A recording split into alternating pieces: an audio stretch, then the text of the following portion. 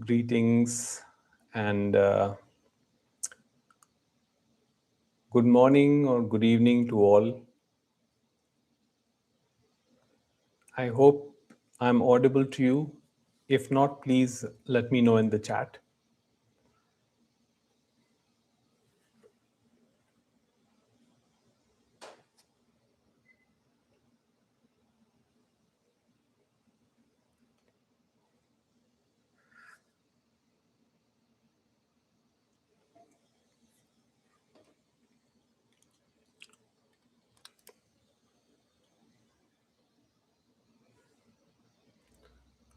Okay, I'm glad that I'm audible. I'm trying this setup for the first time with new equipment, so I was a little nervous, little fear there. Okay, Suyash asks how to overcome fear.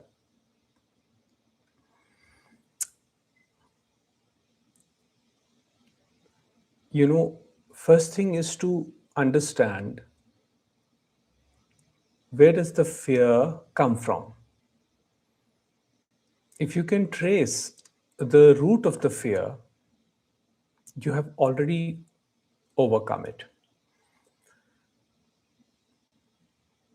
Try to examine what is causing the fear.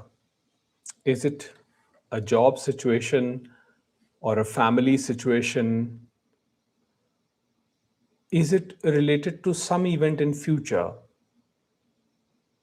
Sometimes, for example,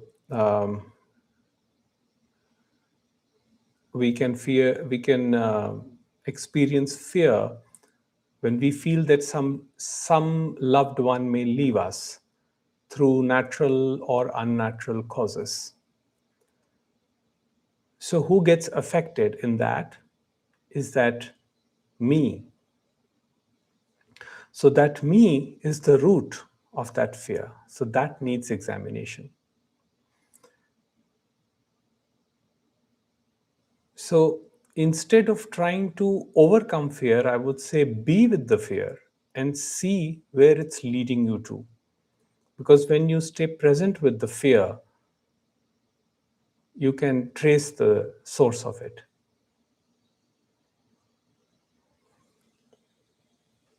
Okay, there is another question. How do we maintain a balance between fulfilling our worldly responsibilities and seeking enlightenment? Especially if enlightenment suggests that worldly actions are ultimately meaningless. Oh dear. Okay. So I don't really know if enlightenment says that, suggests that. Enlightenment, think of it like an understanding.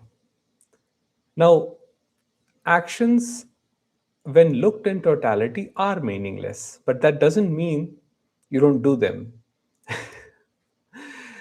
For example, if you don't pay your electricity bill, the electricity will be cut off. So, enlightenment is not going to help you in that situation. But what enlightenment can help with is change your attitude towards the situation, in that you will not berate yourself, you will not be hard on yourself if you fail to do a certain task or a certain action. That's what I would say. Okay. Krashikar asks, how can we distinguish between mind and intuition? What you call as intuition, I call as the mind. Sorry, the insight. What you call as intuition, I call it insight.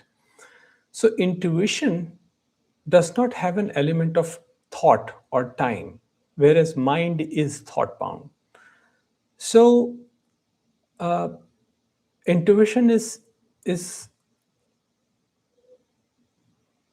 totally available energy. It is just here right now. It is not time bound. You just know something. You don't know, you don't evaluate a situation from good or bad perspective. You just know that a certain situation is not for you. You don't claim that it is this way for me, so it should be like this for everybody. You just know that for me, this particular situation is not there anymore. That's your voice of intuition. There's no time involved in it, there's no thought involved in it. Mind, however, is thought bound, which means it's divisive. So when the mind kicks in and fear arises, then it is dualistic. So one part of the mind will say, do this, other part will say, there's no point, this will not work. So it will keep you in confusion. Okay, somebody is asking about willpower. I would say will, what do we understand by the will? That needs to be examined. Will, if it is a force to achieve an outcome, I would say it is not in your control. The willpower may work or it may not work. In either case, the peace may be lost, even if willpower works. And let's say you achieve something through force, it may satisfy the source of the willpower, which is the separate self. The separate self may say, wow, you've done it, you've achieved it. But at the same time, it will bring in the unhappiness too. So that's my take on willpower. It's a potent force, it's an energy. When used in conjunction with the force, with the natural force of the working mind, not the thinking mind, the mind which is just concerned with the task, their willpower can help, their force can help, but that is not effort bound force, that is effortless force. Effort bound force is where you already have doubt, where you already have this thought system going on. Is this good? Is this bad? Should I do it? Should I not do it? Will this help me? Will this not help me? And you're constantly ruminating, constantly thinking in terms of good and bad, what will be beneficial for me or not. There, the willpower uh, will create problems. Okay, somebody saying my sensitivity has changed, and sometimes it feels too distressing and painful to see how little can be done to alleviate distress of others, even if it's someone close to us. How to manage? Oh, my dear, such a beautiful question. Now, this is a really good question. This shows that your compassionate heart is awakening, which is my final message. Because you see, none of this conversation about consciousness, all the intellectual jargons that we use, is ever going to convince any one of us or bring insight to any one of us, bring compassionate heart to its full potential. It's not going to do that. What eventually does that is the surrender, is the awakening of the heart center. Okay, that comes through surrender, through deep acceptance. Now, I can just give you one way to manage this situation where you see others in distress and you feel that you know nothing much can be done because you can see them suffering. And I don't mean suffering in terms of um, suffering in terms of just physical suffering. I see psychological suffering. For example, if somebody is doubtful, fearful, full of anger, full of rage, that person is suffering. Okay, that is suffering. And and when that person is in that mode and their amygdala or the primitive brain center is highly activated, there is nothing you can do to tell them. Even if you tell them to calm down, they will they will feel upset. They will see that as an attack, as a weakness, and the separate self or the ego will immediately rise for defense. So, just to have compassion and just to offer presence as much as possible, that's all you can do. Other than that, their blueprint is not your burden. God has created a blueprint for them, just like God created a blueprint for you. So you worry about, you just pass on the message and then leave it to God or leave it to universe or whatever you want to call it. Okay, leave it to the divine cosmos, if you want to use a fancy word. So you don't have to manage anything. Don't take the burden of managing, fixing people. All right. Okay, Markidi says, Jagjot, thank you for all of your insights. Much love and blessings from Alabama, USA. Oh, so sweet of you. Thank you so much. Thank you for your good wishes.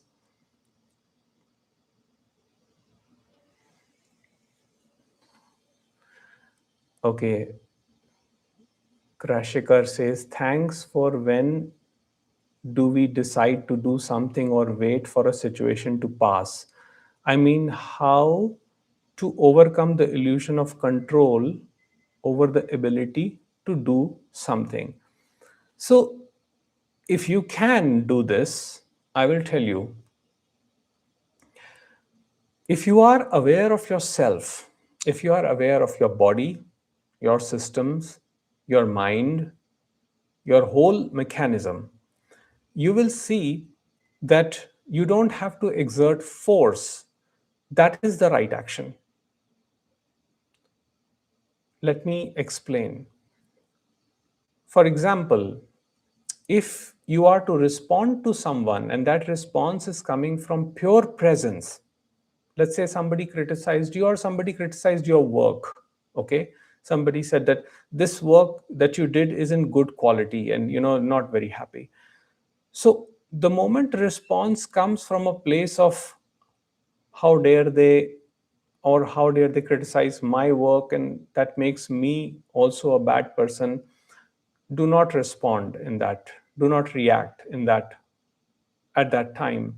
If you can, if you have the awareness and you can, just wait, let it pass, and respond only when you feel that uh, you feel that your nervous system is calm. That's when you know that now you're operating from the logical center and not from the fear brain. And this took me some time to practice as well, because I would sometimes sometime back I used to post on a social media site. uh, Back then I didn't have a YouTube channel, so I used to post on a social media site, and that social media site is known for very aggressive communication, and I think you all know which one I mean. So when somebody would react, I had a tendency to react too. So I would wait actually a couple of hours before reacting, before responding. And when I did wait, I noticed that my whole response changed.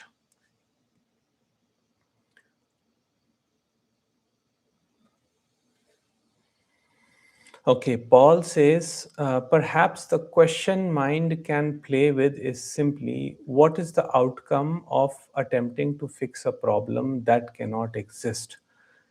To resolve duality, non duality seems like a mirror trying to resolve a mirror. Of course, that is the intellect. That is the problem of the intellect. That's why I said that none of this intellectual discussion can actually fix, quote unquote, fix a problem, because, first of all, the perception of a problem itself is faulty. That may not be true. But if the mind takes that as the base assumption that, okay, there is a problem and that needs to be fixed, then it will try to find solutions, and the solutions will come up with more problems. So I said, compassionate heart, that means total surrender is the only way. That's how the mirrors break.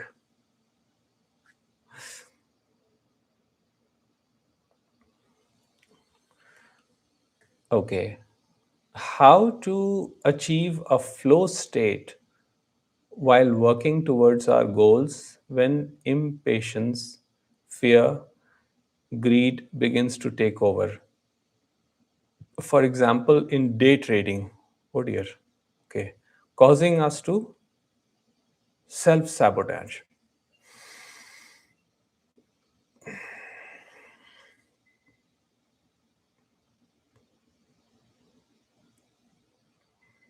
So this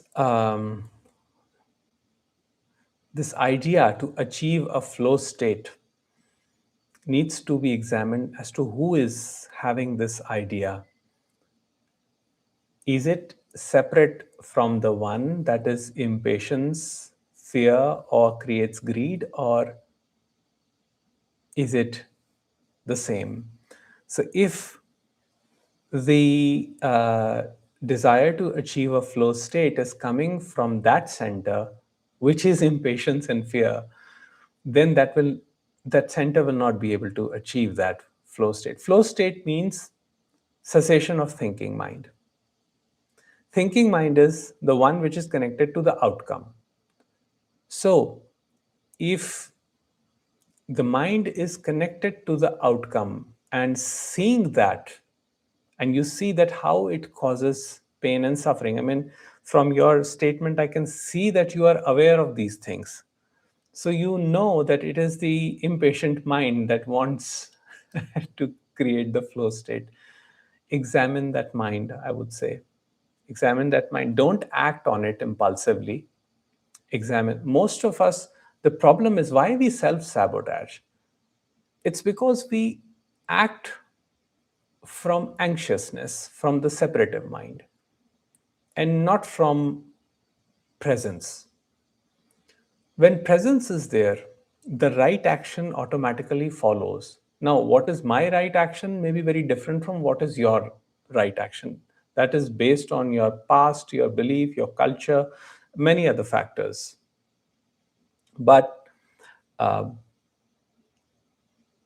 there is calmness in it. There is no sense of separation in it. The impatient mind or the fear based mind is a split mind. It is calculating what is good for me, what is bad for me. It thinks immediately about future. So sometimes when I talk to people, they immediately get so worried about the future.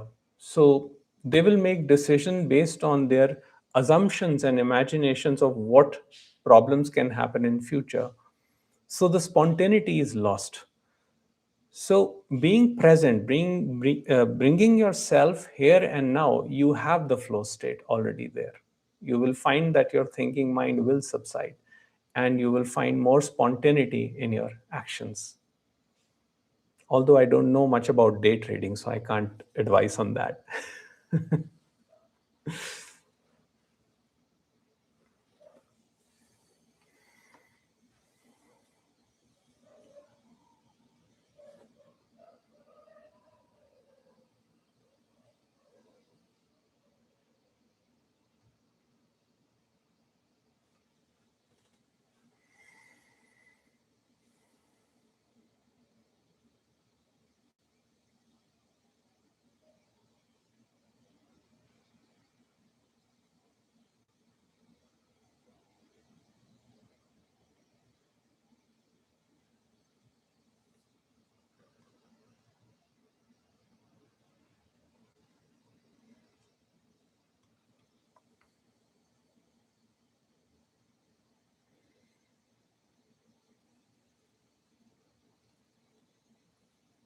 Okay, day trading is a very triggering profession.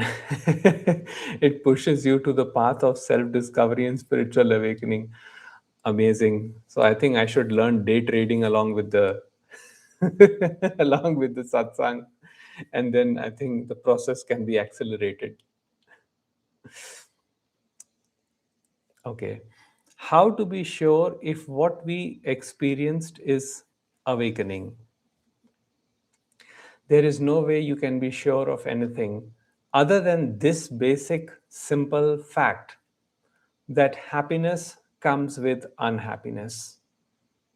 And that when this knowledge becomes strong, you know it is awakening because it just leaves you incapacitated to do anything. You don't feel like doing a single thing because the mind immediately, the split mind comes up and says, what's the point, what's the use, everything is empty, everything is meaningless. However, that's again the mind that has been hidden in the trenches of darkness coming to the surface. So I see it as something positive. I see it as a spiritual progress, but um, it does it does come up. So you start questioning everything, things that you took for granted, things that you thought were just pure truth. Now you question everything. That is awakening.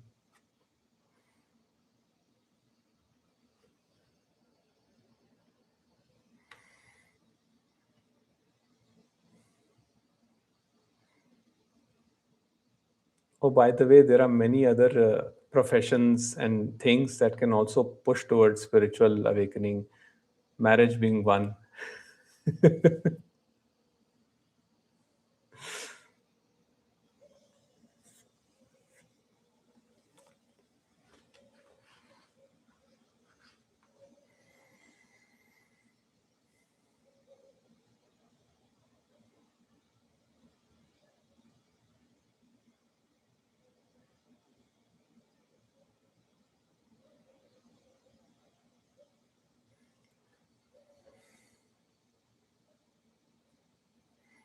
Yes, yes, marriage, divorce. You know what?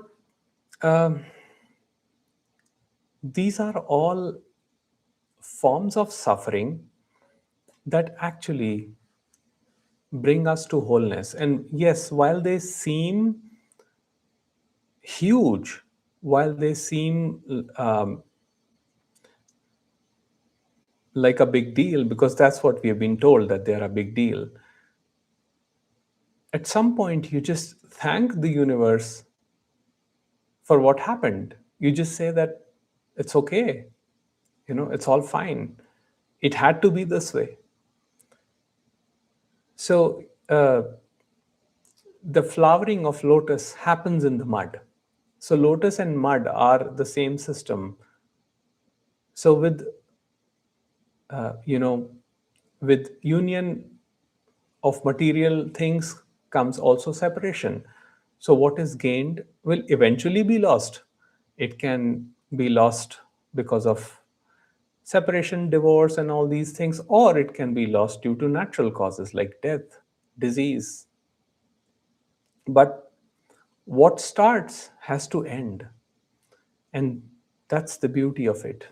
That's the pointer to wholeness. Okay. Although it is claimed that bhakti is also one way, if some assumptions don't match with reality, will it reduce the likelihood of enlightenment? I would say that the concern with enlightenment itself will reduce the quality, will reduce the or will cut the pathway to enlightenment. So, what Ramesh Balsekar would say that don't at all concern yourself with awakening or enlightenment. Just observe. Um, yes, bhakti is a very powerful path, just like jnana. Bhakti is also a very powerful path. Although, from my experience, I've seen that people who engage in bhakti also get knowledge. And people who engage in knowledge or karma also become bhaktas, devotees. So bhakti is a bhav. It's an emotion. It's a very powerful emotion. It's a very powerful force which is there in all the three paths, whether it is karma, because what karma can you do without bhakti bhav, without devotional? You can't do a single karma without devotional energy. And karma that is done without devotional energy is is calm based karma. Otherwise, it is nishkam karma. So calm means done with the desire to gain something. So that is not karma. Yes, I do believe that everything is happening in my favor. It just does not seem that way sometimes when it's happening, but you do realize it later. Just go with the flow of life and have faith. Yes. So we human beings have a tendency to look at snapshots of life. We don't look into the wholeness, into the full aspect of life.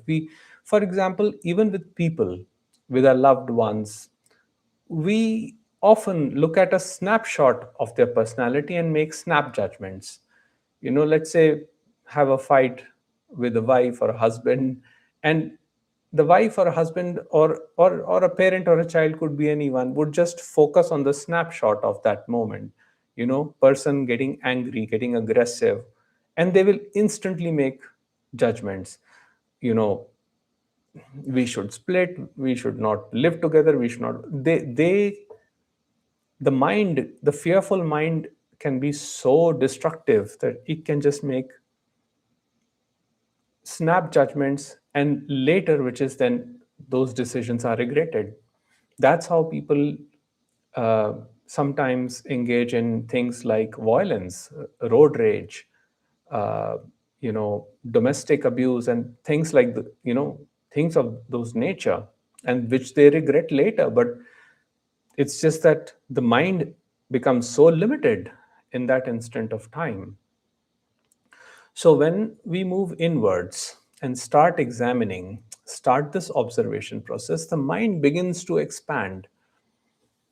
So what does expanding mind means? Expanding mind means that the fear-based center is now expanding into wholeness, and the mind is melting into the heart. That means more compassion. So if there is more compassion, that means we are moving in the right direction. But if there's more fear, if there's more ill feeling towards people, towards things, then we are still trapped in that fear-based thinking minds circle. Hi, Jyoth. How are you?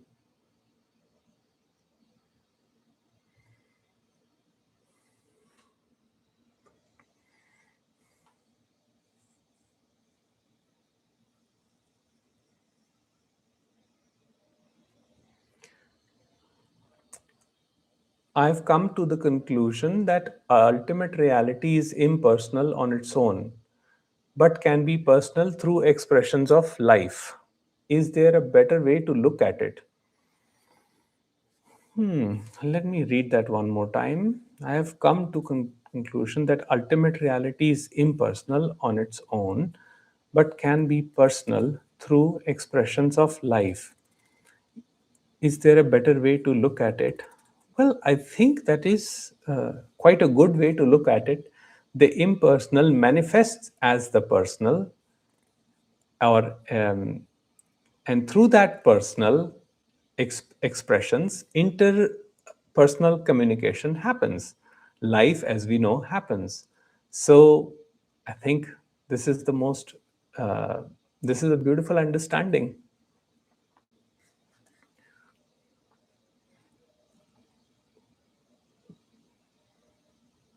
But ultimately, when you are quiet enough, you notice that all of it is actually impersonal, and there is no doer.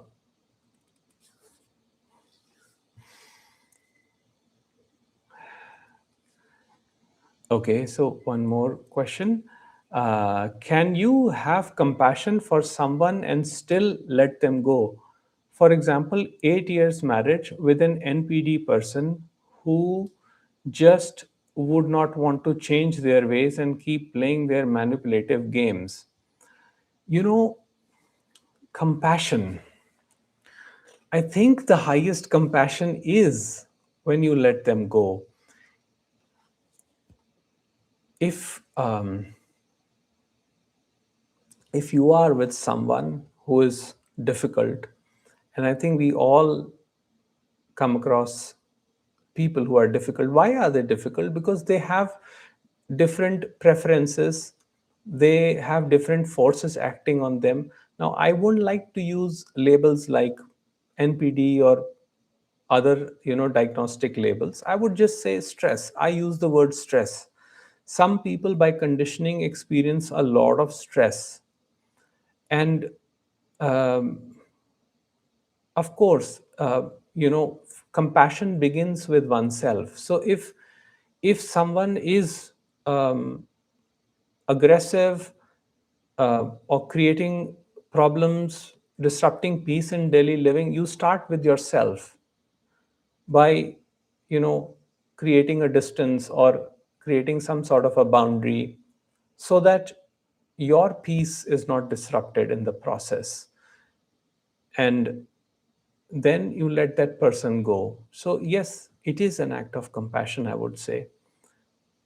But yes, the true act of compassion is like when they are gone, after they are long gone, you still don't keep the memory of a person as the doer, but keep this notion that an organism was there with different forces acting on them, which produced a certain kind of output, which you call as manipulative games or whatever.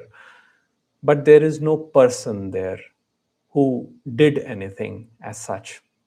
Yes, when you are in a difficult relationship, it can feel like that, and sometimes we react. We react like that, and we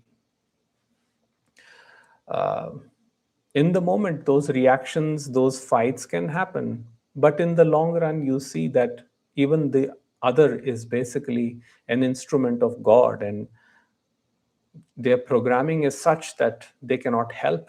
Their compulsions are strong, they cannot help.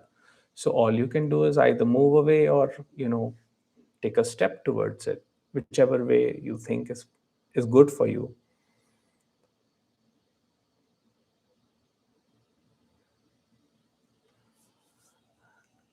I'm only Black Pearl says, love you, sir. Love you too.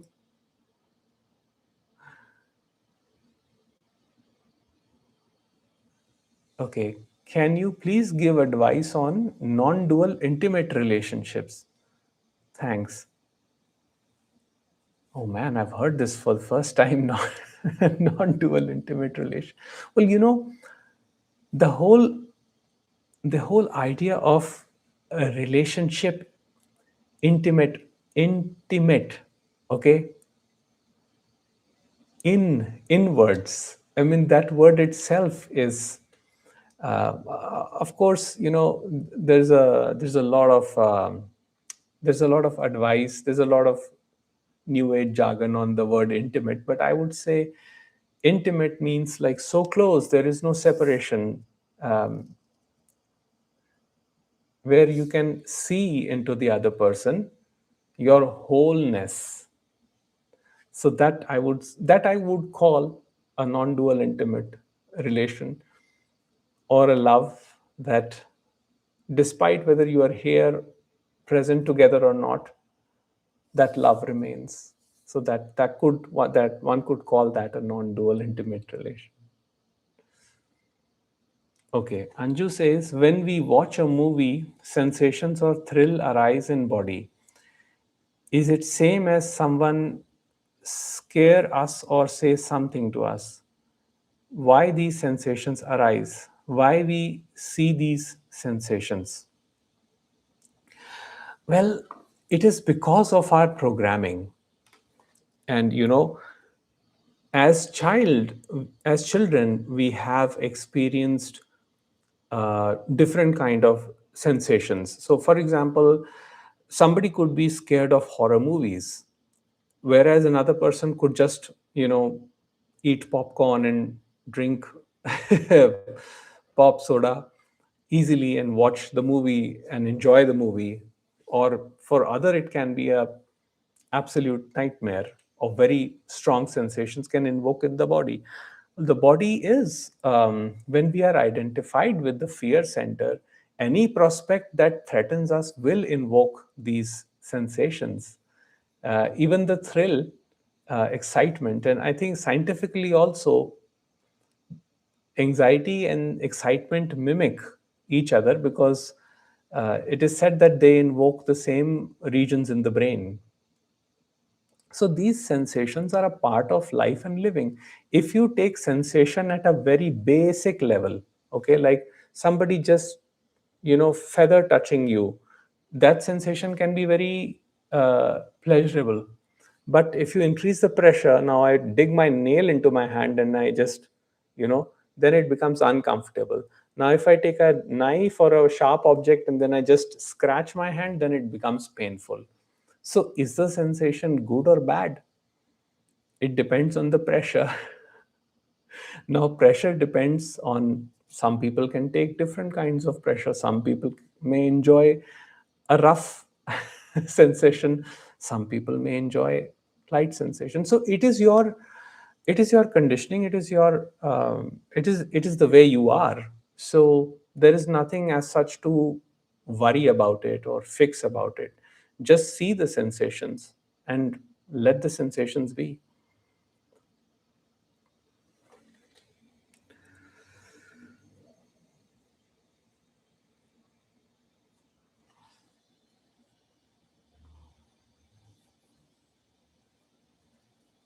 So there is a discussion on divorce. I'm not going to go into that. Yes, yes, everything that you say, police force, this, that, all of these things, these things can happen not just in divorce. These things can happen in anything in life.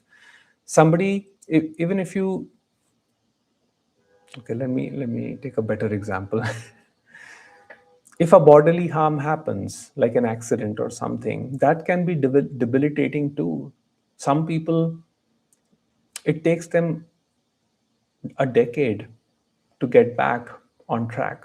That can be, life can pull you down. Life can throw you down in any way, any form. Now, what determines your happiness is your attitude towards it. Not that you trying to change things, but with acceptance, your your attitude that, okay, life, if it is bringing this, let it bring this, and I will just move.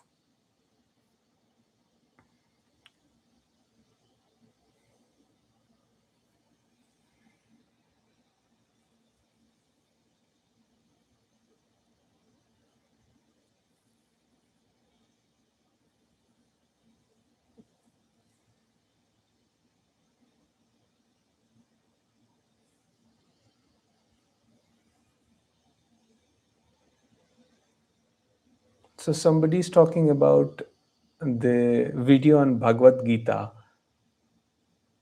with Jackie Murray. Yes, that is not there anymore.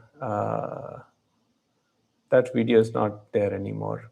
It was from a different channel, and then a copy of it was here, but we had to, for some personal reasons, we had to take it off.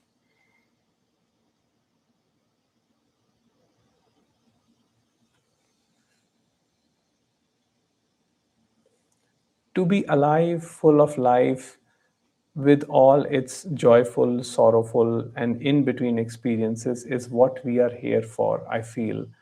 To be present and live with life, with all it has to offer to us. Much love. Yes. Oh, thank you for that beautiful.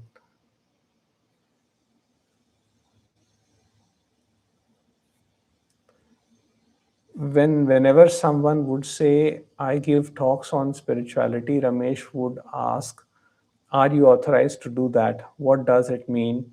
Was he himself authorized? It is important to be authorized by someone to do that. Well, I think what you're talking about is when he was with Nisarga Datta Maharaj once. Now, this was narrated by Ramesh himself. Nisarga Datta Maharaj wasn't feeling well, and he asked Ramesh to basically um, give the satsang, give the lecture. And Ramesh was hesitant. But Maharaj, while laying on bed, said, why don't you talk with force? He said, why don't you talk? And I think that sort of started like that for him. Although, I don't think that uh, one needs an authorization to do something like that. Now, in spiritual, if you come from lineages, then yes, there may be some rule that. But for example, Ramana Maharishi just spoke. He spoke little, but he spoke, and he did not have a guru other than the mountain, the holy mountain Arunachala. And there are some people who wouldn't say that they are speaking about spirituality as such, conventional spirituality, but sharing their ideas, and slowly it keeps happening. Okay, can you expand on Anhadnath? Does it mean something?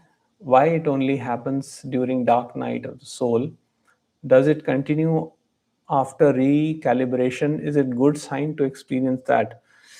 Well, you see, when the mind is quiet, you hear the naad, because after awakening, or uh, what you say is the dark night of the soul, you hear that's the anhadnath is the sound of beingness. So you hear that,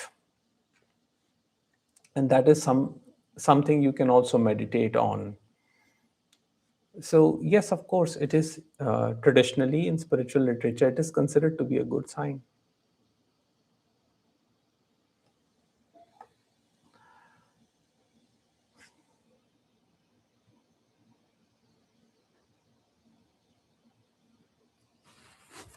Okay. Oh, hi, Nihar. Good to see you here. Dear Jagjot, I've been so grateful to have your words so easily accessible. Thank you.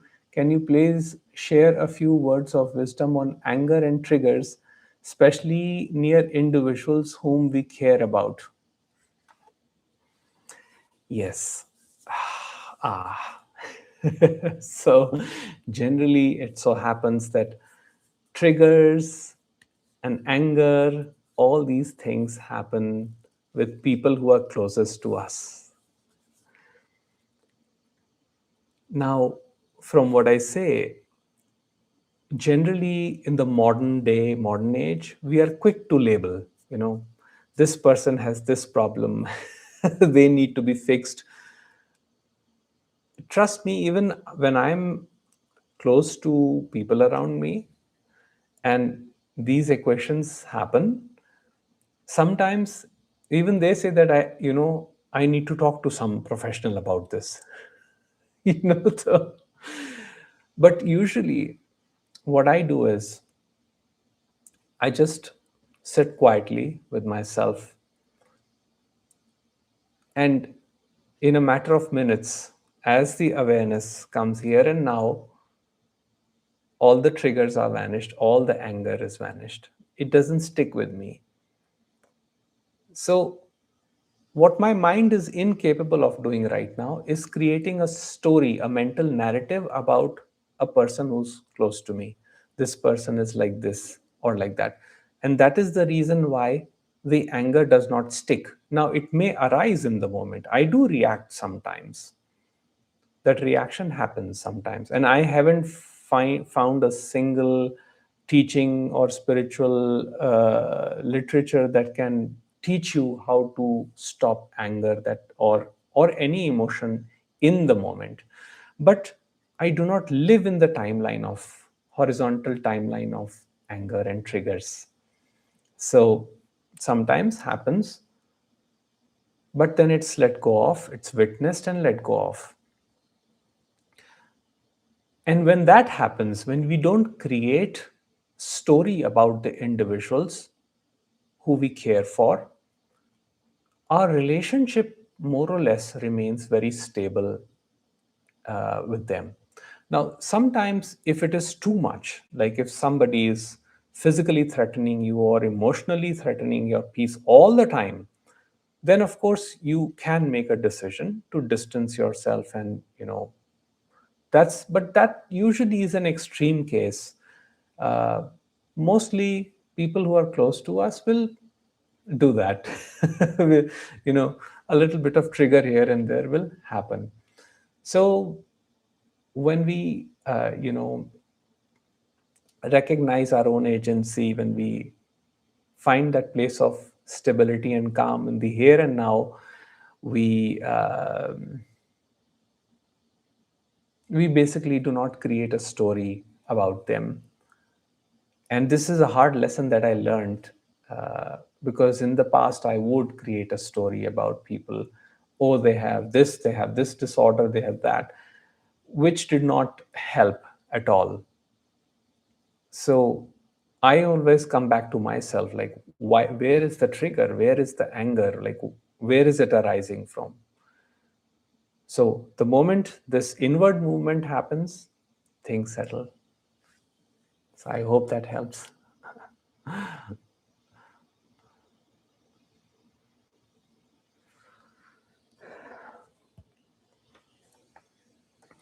Ramesh shared his experience of Nadi Bhavishya.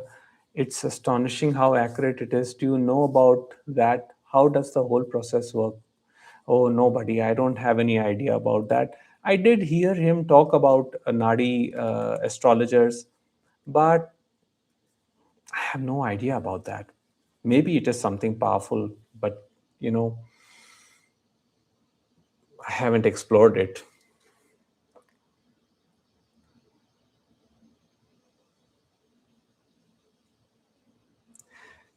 Can you say more about love when everyone is saying I love you all around? Yes, this word love has been used, abused, molded, distorted. If I have more words, maybe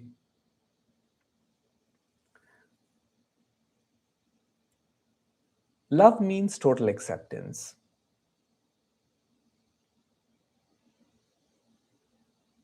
Love means total acceptance of what is. It doesn't tell you what to do. Love is being.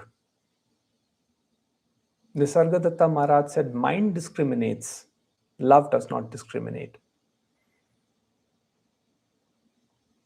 Can you accept a person with all their imperfections and not create a story around them? As I was explaining Nihar, that is an act of love. When we create a story around people, that they are like this, they are like that, they should be like this, they should be like that, that is usually coming from our own fear centers. And that is why this anger, these triggers, all of these things happen. They're happening from our own fear centers. It has got nothing to do with the other person. What this message tells you is focus on yourself. Even if you want to improve your relationship, for example, focus on yourself, and you are going to make mistakes in this process. You're going to hurt people also. That will also happen. But don't be hard on yourself. That is an act of love. That is an aspect of love. And also, as we were discussing earlier, letting somebody go, giving them the freedom that they want, is also an act of love.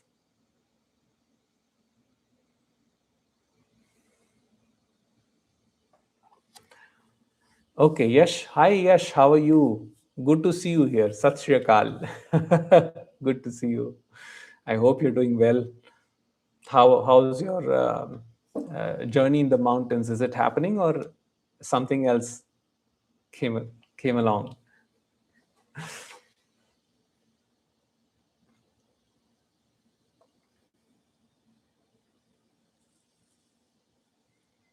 Okay, Kami says the video on Bhagavad Gita interpretation. Can I find it somewhere else?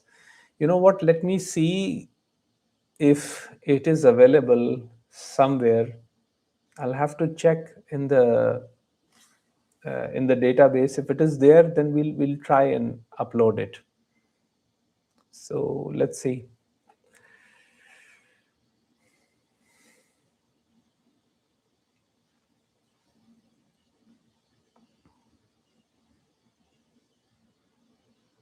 Okay, we're just going to take one or two more questions and then we'll finish. Reincarnation is one of the things that I worry would drive skeptical people away from useful knowledge. Would you like to comment on it? Hmm.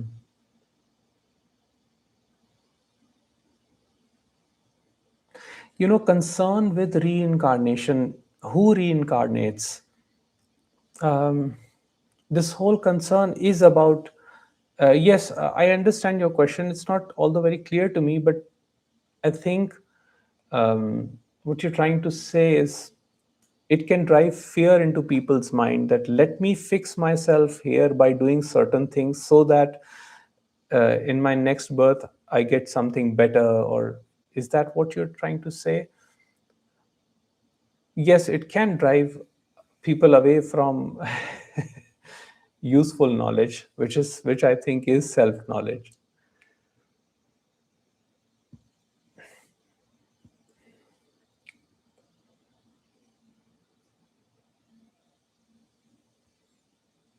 Okay, how do we practice not seeing the person as the doer when someone intentionally went out of their way to harm us and destroy our life? If somebody goes out of their way to harm you and destroy your life, simply move away. Do not worry about whether they are the doer or not the doer. Just move away. Give them, be free from them. And if possible, sometimes there are situations where you are not, it's not even possible. So sometimes one has to embrace suffering. For example, if it's a child, what can you do? But if you can, then move away. Do not worry about seeing this person as the doer in the moment. Later on, later on, as the time progresses, then you question whether that person act on personal volition or were there other forces that led to their actions. And when you see this in totality, you will see that it is not that they just acted based on intention to hurt. They were also operating under the influence of forces where they had to use things as defense mechanism. You know, if you go into psychology, they'll tell you it is a defense mechanism. It's identification with the false self, whatever you call this narcissism and everything. So all you can do is, you know, focus on yourself. Why don't people learn even though they suffer so much in life? We don't really know. We don't really know why some people learn faster than others. We don't really know why for some people there has to be suffering, and still they don't learn. It is something, it is the way the cosmos, the cosmic law works. And we, as limited entities, cannot make sense of the cosmic law. So, you know, you can't do anything. We can just give them pointers. Rest is their destiny. Okay. Namaste, Jagjot. Can you guide in any way how to daily deal around with toxic family members? How to maintain peace and harmony within me when people around are toxic? How can I still love them? See, it depends on um, It depends on what is your current situation. If the situation is too troubling where your mental peace is disrupted, then of course try to find a way out. And sometimes that takes time. So if that takes time, then there will be suffering. All you can do is just, be more and more compassionate towards yourself. And just right now, forget about loving them. Just focus on yourself, what you like, what you do not like, what you want to do, what you don't want to. Just focus completely on yourself, and let the organism's natural, innate creative potential blossom. That's what I would say. That will keep your mind away from all the comments and all that is happening around. And so this is again an inward movement. And when you get the opportunity and you can distance yourself from such people, you can take a decision based on your, like, I won't advise you to move away. I will say, in that moment, assess the situation and then take a decision. So all you can do is focus on yourself.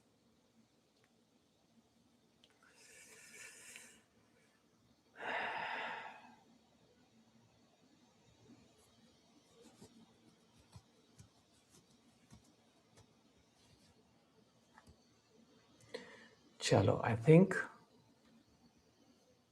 it's almost close to an hour, so let's conclude for today.